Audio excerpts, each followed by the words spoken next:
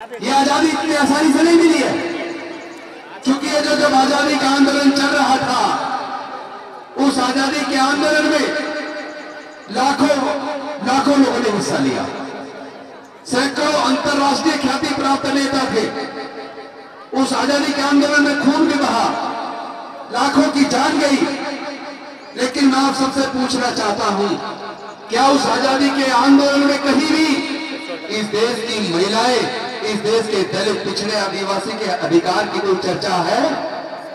आपको कोई चर्चा नहीं मिलेगी। मैं आपसे पूछना चाहता हूं, क्या डॉक्टर बाबा साहब अम्बेडकर का वो आजादी का आंदोलन, जिसमें उन्होंने हमारे 3500 साल की गुलामी को तोड़ने के लिए अपने 4 बच्चे गंवा दिए, अपने 4 बच्चे गंवा दिए। माता रमाबाई को, अपनी पत्नी को, जिन्होंने डॉक्टर बाबा साहब अम्बेडकर को अम्बेडकर बनाया, महानायक बनाया, माता रमाबाई को गंवा दिया। मैं पूछना चाहता हूं, उन्होंने अपने 4 बच्चे, अपनी पत्नी को गंवाते हुए अपने पूरे जीवन को जलाकर हमारे जीवन में प्रकाश पैदा किया।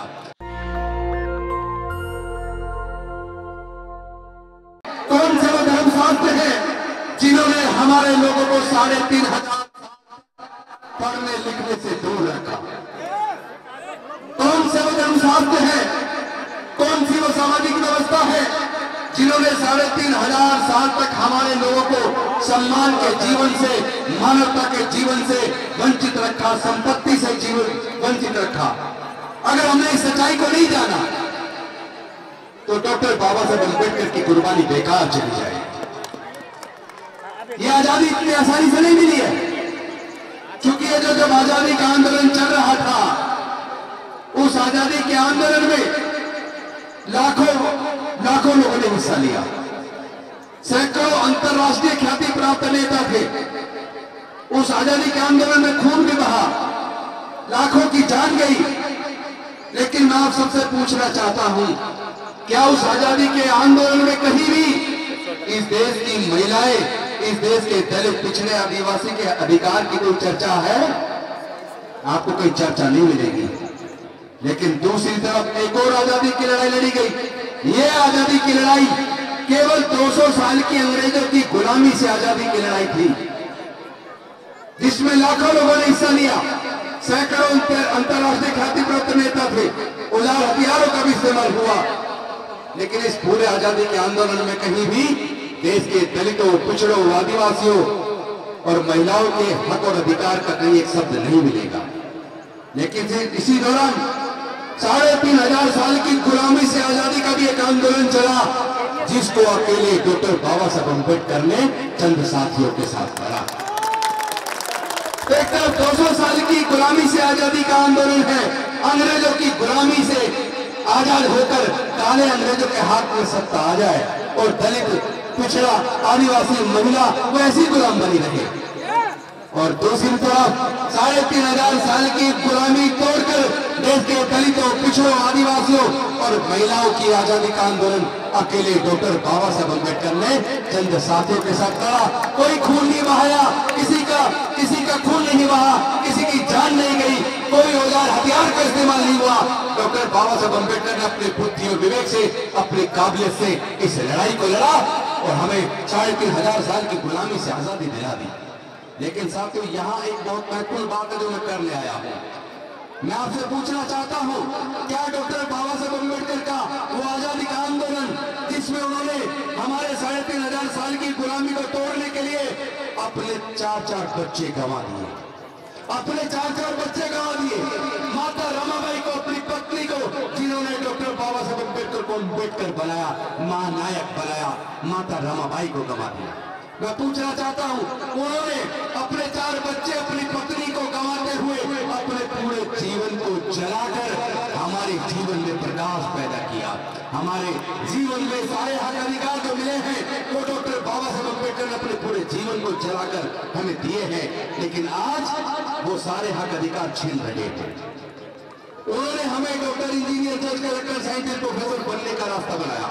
उन्होंने हमें रिजर्वेशन देकर बड़ी बड़ी कुर्सियां दी। उन्होंने रिजर्वेशन की व्यवस्था करके हमारे लोगों को MP, MLA, मंत्री बनने का रास्ता बनाया। लेकिन उनको पता न था, उनको इस बात का आभास न था कि जो लोग हमारे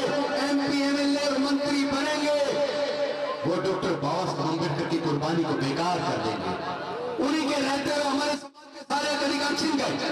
उन्हीं के रहते हुए तो सारे हमारे समाज के अधिकार छीन रहे थे, तो हमारे सांसद विधायक मंत्री क्या कर रहे थे? वो गूंगे बहरे बन के बैठ जाते हैं। हमारे भाइयों का कत्ल हो रहा है, बहनों की इज्जत लूटी जा रही है, हमारी झोपड़ियां जलाई जा रही हैं। कहते हैं भोजन माता के हाथ का खाना नहीं खाएंगे, ये दलित महिला ने बनाया है, दलित के हाथ का खाना नहीं खाएंगे। अरे मैं पूछना चाहता हूँ, जितने भी भारत के अंदर खेत है, जहाँ जितने प्रकार की फसलें उगाई जाती हैं, बेशक खेत का मालिक कोई भी हो, लेकिन मजदूर के तौर पर फसल उगाने का काम हमारा ये बहुजन समाज करता है। ये मेहनत का समाज फसल उगाता है। जितने प्रकार का अन्न उगाया जाता हमारे समाज के लोग उगाते हैं। हमारा खून पसीना उसमें लगा है, तो फिर उस खाने को आप क्यों खाते हो? अगर आप दलित महिला के हाथ का खाना खाने से इनकार करते हो, तो उस खाने को छोड़ दो, उसको उगाने वाले तो हमारे इस मेहनत का समाज के लोग ही है ना। जिन अस्पतालों में आप इलाज कराते हो, उन अस्पतालों का मजदूर के तौर पर निर्माण अपना खून पसीना बहाकर हमारे समाज के लोग करते हैं, तो आप क्या उन अस्पतालों में इलाज कराना बंद कर दोगे? जिन कॉलेजों में तुम्हारे बच्चे पढ़ते हैं, जिन स्कूलों में तुम्हारे बच्चे पढ़ते हैं, उन स्कूल और कॉलेजों का निर्माण मजदूर के तौर पर हमारे समाज के मेहनत कश लोग करते हैं, बहुजन समाज के लोग करते हैं। उनके निर्माण में हमारा खून पसीना बहा है, तो क्या आप अपने बच्चों को कॉलेज में पढ़ाना, स्कूल में पढ़ाना बंद कर दोगे? अरे जिन चप्पल और जूतों को आप पहनते हो, उन जूते चप्पल को हमारे समाज के लोग बनाते हैं। जो कपड़े आप पहनते हो, उन कपड़े को रुई से धागा, धागे से कपड़ा बनाना और सिलना, दोनों काम हमारे बहुजन समाज के लोग करते हैं। क्या कपड़ा पहनना बंद कर दोगे? अरे जिस मंदिर में जाकर आप पूजा अर्चना करते हो, जिस भगवान की आप पूजा करते हो, आपको पता होना चाहिए पत्थर को तराश कर उसको मूर्ति भगवान की बनाने का काम भी हमारे मेहनत का समाज के लोग करते हैं। उस मूर्ति में हमारे समाज का खून पसीना लगा है, क्या आप उन मंदिरों में पूजा पाठ करना बंद कर दोगे? क्या क्या छोड़ोगे आप? आपको समझना पड़ेगा, देश ऐसे नहीं चलता। आप नफरत फैला रहे हो, आप जहर खो रहे हो, पूरे देश को बांट रहे हो। कौन है वो लोग जिन्होंने हमें हजारों जातियों में बांटा? कौन है वो लोग, ये आप सबको समझना पड़ेगा। कौन है जिसने हमें हजारों जातियों में बांटा, 4 वर्ण में बांटा? तब पूरे दुनिया में वर्ण व्यवस्था नहीं है, पूरे दुनिया में जातियां नहीं है, तो यहाँ जाति किसने बनाई? यहाँ जाति किसने बनाई और जाति के बनने से किसको फायदा हुआ और जाति के बनने से किसको नुकसान हुआ, ये तुम्हें समझना होगा। मैं आपसे पूछना चाहता हूँ, आपको जाति की वजह से फायदा हुआ या नुकसान हुआ? नुकसान हुआ ना। और जिसने जाति बनाई वो फायदे में चढ़ावा आप चढ़ा रहे हो, जाओ उसके घर में रहे, क्यों चढ़ा रहे हो भाई? जाना बंद कर दो ऐसी जगह जहाँ आपको सम्मान ना मिले। प्रतापगढ़ के अंदर आपने घटना देखी होगी 1 साल पहले की। मंदिर में हमारे दलित भाई गए, मूर्ति छोड़ी तो उसकी हत्या कर दी। अगर हमारे समाज के लोगों की मंदिर प्रवेश पर हत्या होगी, अपमान होगा, मैं अपने समाज के लोगों से कहना चाहता हूँ, जहाँ अपमान हो वहां जाना बंद कर दो।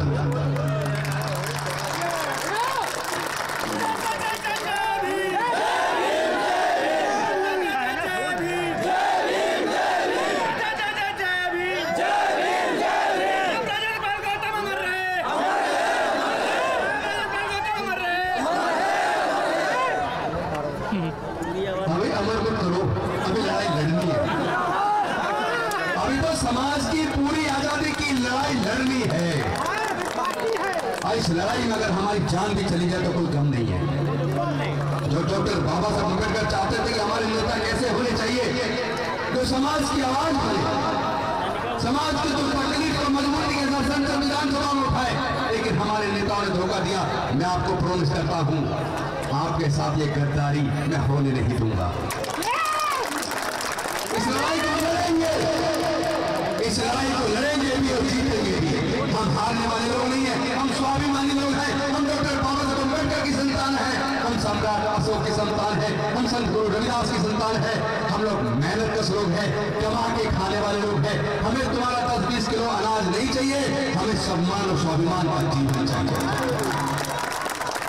हम अपनी बहन बेटी की इज्जत को लुटता नहीं रह सकते, हम अपने भाइयों के कट लुटता नहीं रह सकते। आप हमारी झोपड़ियां जलाते हो, ये बंद कर दो, वरना एक सैलाब आएगा।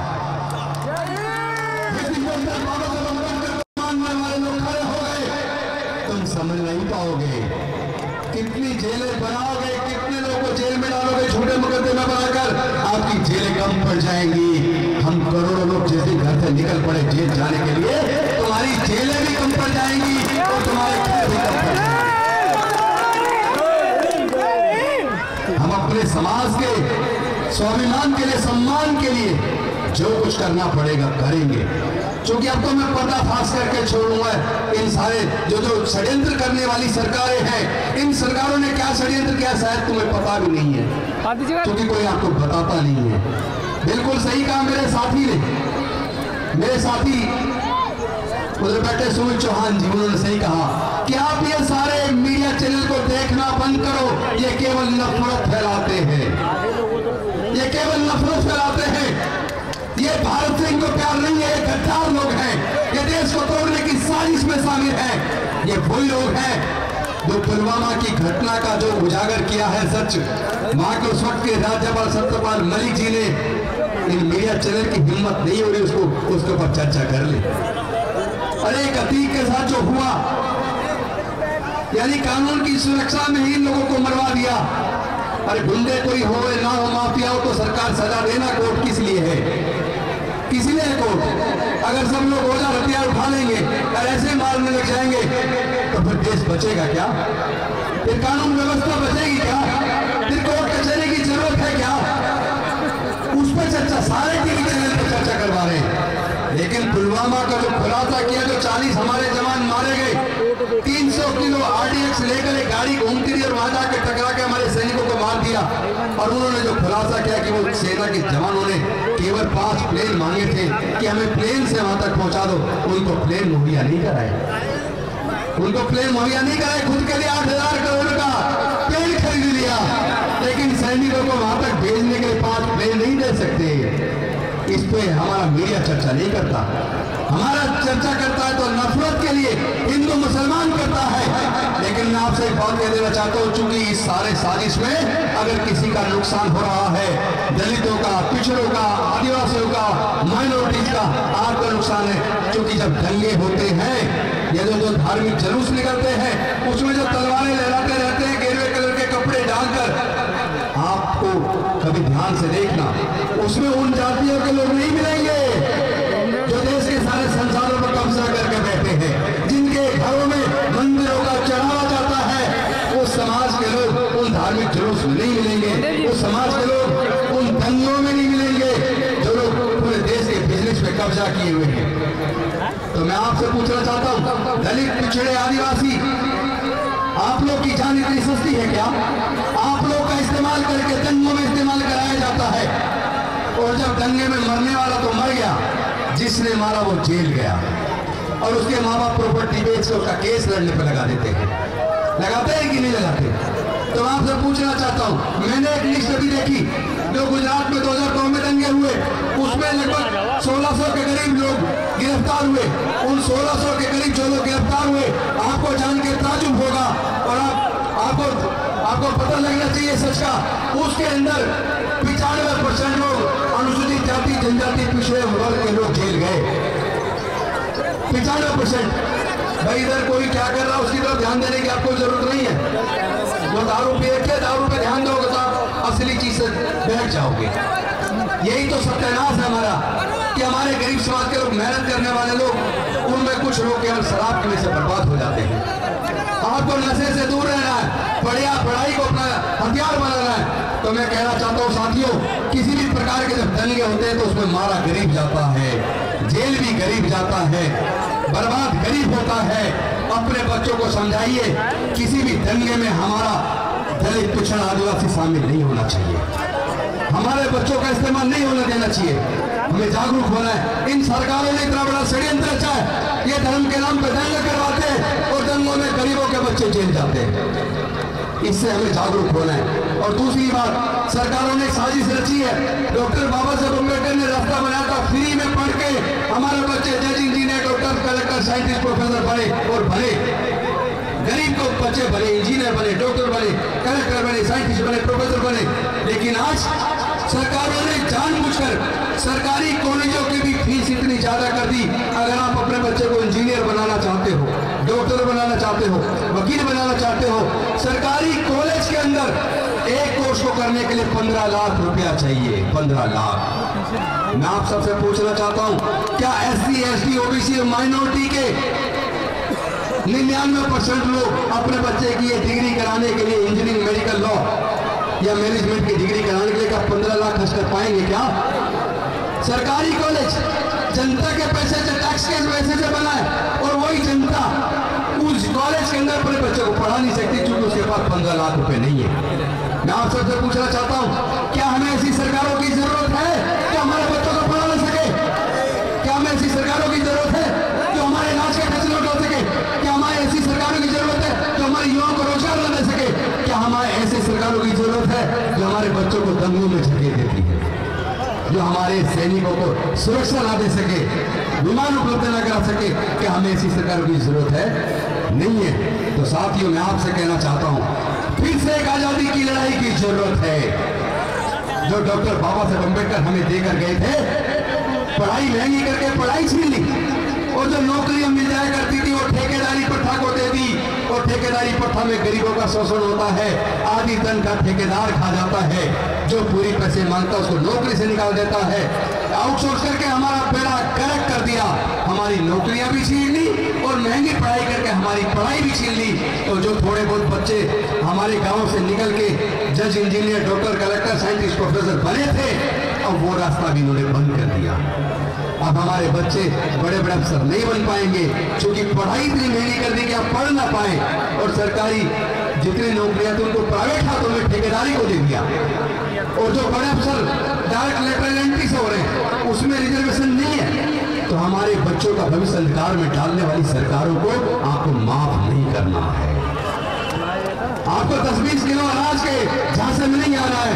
आपको समझना पड़ेगा, डॉक्टर बाबा साहेब अम्बेडकर जब संविधान लिख रहे थे और इस बात पर चर्चा शुरू हुई कि हमें अपनी सरकार चुननी है, वोट का अधिकार किसको मिलना चाहिए, तो आपको पता होना चाहिए कि ज्यादातर संविधान सभा के सदस्य वोट का अधिकार केवल जो इनकम टैक्स पे करते हैं, जो ग्रेजुएट है, जो बड़े जमींदार हैं, केवल 3 कैटेगरी के लोगों को वोट का अधिकार देना चाहते थे। लेकिन डॉक्टर बाबा साहेब अम्बेडकर ने सोचा कि इन्होंने जो सामाजिक व्यवस्था ऐसी बनाई, जातियों में बांटकर, वर्ण व्यवस्था में बांटकर ऐसी व्यवस्था बनाई कि हमारे लोगों को न पढ़ने का अधिकार था, न व्यापार का अधिकार था, न संपत्ति का अधिकार था। इसलिए हमारे लोग न ग्रेजुएट बन पाए, न व्यापारी बन पाए, न इनकम टैक्स पेई बन पाए। इसका मतलब ये दलितों को, पिछड़ों को, आदिवासियों को, महिलाओं को वोट का अधिकार देना नहीं चाहते। लेकिन डॉक्टर बाबा साहब अम्बेडकर संविधान सभा के सामने अड़ गए और अपने बुद्धि विवेक से, अपनी काबिलियत से उन्होंने कहा कि भारत में वोट का अधिकार सभी को मिलेगा, चाहे कोई गरीब हो, चाहे अमीर हो, मजदूर हो या किसान हो, औरत हो या आदमी हो, सबको 1 मैन 1 वोट 1 वोट 1 वैल्यू, सबकी वोट की कीमत बराबर होगी। इसीलिए मानव कांसीराम साहब कहते थे, जिसकी जितनी संख्या भारी उतनी उसकी हिस्सेदारी, क्योंकि वो वोट की कीमत जानते थे और समाज को वोट की कीमत का एहसास कराना चाहते थे। लेकिन हमारे समाज के लोग बाबा साहेब की उस कुर्बानी को और मान्यवर कांसीराम साहब को उस बात को भूल गए कि ये वोट ही है जो सरकारों को चुनती है। लेकिन हमारे लोग शराब की बोतल में 1000-2000 रुपए में, 10-20 किलो अनाज में अपनी वोट बेच देते हैं और भूल जाते हैं वो नेता जिन पूंजीपतियों के पैसे से आपकी वोट खरीदते हैं, उन्हीं पूंजीपतियों के हाथों आपके बच्चों के भविष्य को बेच देते हैं, पूरे देश को बेच देते हैं, देश के सपनों को बेच देते हैं। इसलिए अपनी वोट की कीमत को पहचानना होगा, अपनी वोट की कीमत को पहचानना होगा। अब हम अपनी वोट को शराब की बोतल में 1000-2000 रुपए में 10-20 किलो अनाज में नहीं बेचेंगे। और जिन सरकारों ने हमारे बच्चों से शिक्षा महंगी करके शिक्षा छीन ली है, ठेकेदारी प्रथा में सारी नौकरियां देकर हमारे बच्चों से नौकरियां छीन ली है, हमारे मजदूरों से, उनके बच्चों के मुंह से उनके निवाले छीन लिए हैं, ऐसी सरकारों को, ऐसी पॉलिटिकल पार्टियों को भी अब जवाब देने का समय आ गया है और वो जवाब हम देंगे। हमें पता है मरना एक दिन पक्का है, कोई अजर मरी, सबको मरना है, तो मरना तो हमें भी है, पर ऐसे ही नहीं मरेंगे। अपने समाज के, अपने बच्चों के भविष्य का, इनके हक अधिकार की लड़ाई को अंजाम तक पहुंचाए बिना हम मरने वाले भी नहीं है। हम लड़ेंगे, हम जीतेंगे। जय जय जय जय जय।